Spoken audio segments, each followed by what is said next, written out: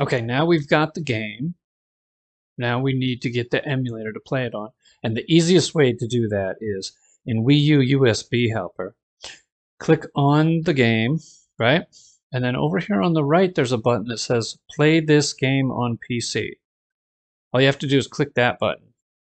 It's going to say, hey, you're trying to play this game on the emulator. You don't have it yet. Do you want to install it? Click yes. Okay. And we're going to select the version stable. We're going to check the box next to Cemu hook. And we're going to check the box next to graphics packs. And then we're going to click download. And it's going to download and install the emulator for us. Pretty slick.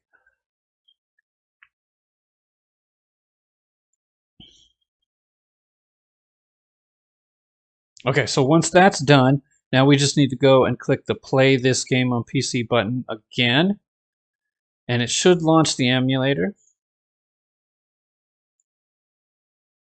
Okay, there's the emulator. And it's going to pop up with a this getting started kind of guide here. So under game path here, I want to click browse. And then wherever you installed this to, right? You want to click under data, emulators, Cemu, and then select the game folder, okay? Hit select. We've already downloaded the graphics pack, so we don't need to do that. Just click next. Next, we're going to configure our input. Now, there are a few options set up, hotkeys. By default, you can show the gamepad screen. I'll show you that in a second, what that looks like. This is the gamepad, and it has its own touchscreen on here. So games can actually show two screens at the same time, one here and one on your TV. If you only have one screen on your computer, though, you can't see both of these at the same time, and unless you put them in, small windows. So there's a hotkey configured for this, already set up to show that gamepad screen. So it'll switch, instead of showing the main screen, it'll show the gamepad screen, so you can kind of switch back and forth. And Control Tab switches them permanently. Alt Enter makes the whole emulator full screen, and Escape exits full screen, okay? We're going to go ahead and configure the input for our controller. Emulated controller, we're going to choose Wii U gamepad. Controller API, this depends on what kind of controller you have. I am going to use an Xbox One controller, and that uses X input, so that's what I would select. If you're just using a standard gamepad, USB gamepad, I would select direct input, okay? So I'm going to choose X input. And then I'm going to select my controller. Oh, it's not turned on. Give me a second.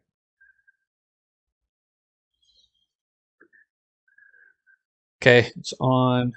And there it is, controller 1. I'm going to select that. Okay, now what I need to do is I need to program the buttons. On the Wii U gamepad here, you can see the bottom button is B and the top button is X, okay? But on my Xbox controller, the bottom button is A and the top button is Y. These two buttons are reversed and these two buttons are reversed. So you kind of have two options. You can either choose to map it to the right location. So I would map the B button to be A in the emulator, and that way it'll be in the right place. Or I can map the A button to be A in the emulator. It'll be in the wrong place, but it'll have the right label. What I'm going to do is I'm going to map A to A and X to X. That way when the game tells me to press the X button, I don't have to remember that it's actually the Y button. I'm just going to press the X button, okay? So that's what I'm going to do. So I'm going to click in the A box here, and then I'm going to press the A button. And you can see it automatically goes to the next box. So I'm going to press now the B button, the X button, Y, left shoulder, left trigger, right trigger. I'm going to map plus to the start button, minus to the select. Okay, so under the left, that's the left stick click. I need to click it down and then press up, down, left, right. the right button, I need to right stick, I need to click it, and then up, down, left, right. The D-pad, up, down, left, right.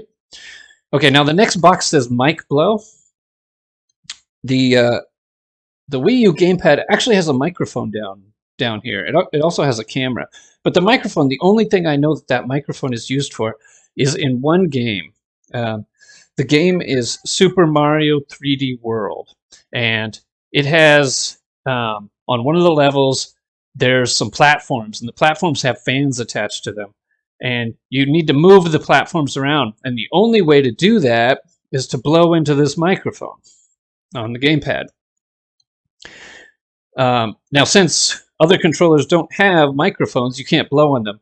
So what the developers of this emulator have done is they've given you the option to map that function to a key. So I'm actually just going to map it to the space. Okay, and that's it. Now, I'm going to give this profile, this setup, a name. I'm going to name it Xbox and click the Save button. Now, if I have multiple gamepads, I can set up different configurations and I can just easily switch between them. If you have other controllers, if you want to set up a controller 2, 3, 4, 5, etc., you can do the same thing you did for controller 1, but just for these other controllers, okay? And then once you're done configuring the controllers, you can just close this. And there's 3 additional options on this screen here. Start games with full screen. I want to check that because I do want it always to open in full screen.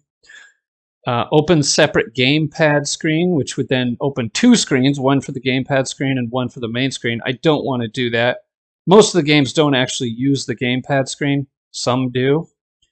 But I like to play the games in full screen.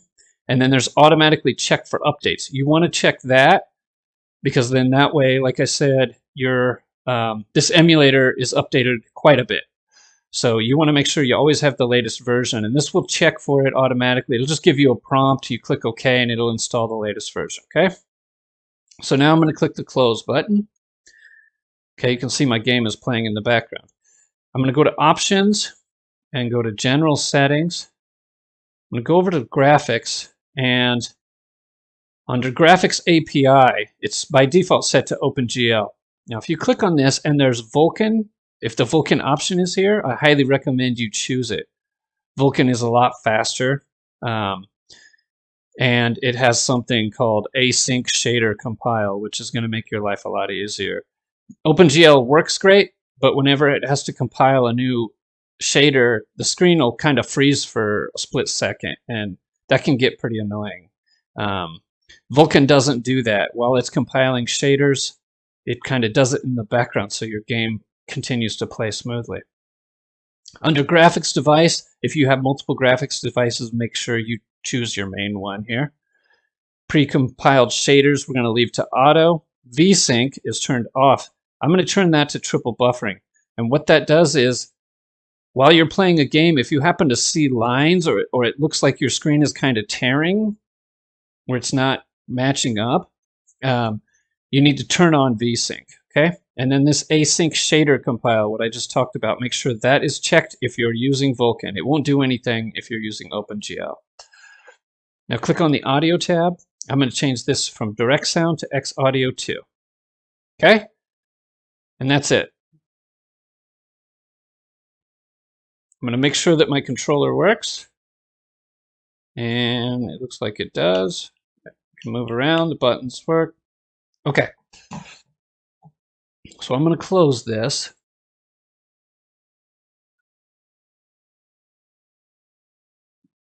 And the next thing we need to do is talk about some mods and some graphics packs and things like that. And I'll do that in the next video.